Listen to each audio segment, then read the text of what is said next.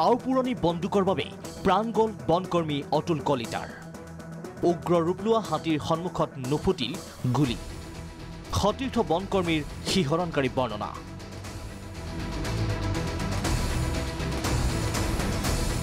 বন বিভাগৰ গাফিলতিৰ বাবে হাতীৰ আক্ৰমণত বনকৰ্মী অতুল কলিতাই প্ৰাণ হেৰুৱালে। নিৰাপত্তাহীনতাত ভোগা তিতাবৰবাসীক নিৰাপত্তা দিবলৈ নিয়োগ কৰিছিল বনকৰ্মীক। কিন্তু বন বিভাগে বনকৰ্মীক যোগান ধৰা নাই নতুন বন্দুক। পুৰণি বন্দুক মেৰামতি কৰিয়ে চলি আছে বনকৰ্মী। মিছ হয় আমাৰ নুফুটে ভাল কৰি পেলাই আকৌ তাই হেচে কৰি পেলাই আকৌ ইয়ালৈ লৈ ইয়াত নতুন বন্দুক এটাও দিয়া নাই। এইকেইটাকে হেৰিছে ৰিপেয়াৰিং কৰি বন্যহস্তীৰ গছকত বনকৰ্মীৰ মৃত্যুৰ পাছতে ওলাই পৰিল বন বিভাগৰ স্বৰূপ।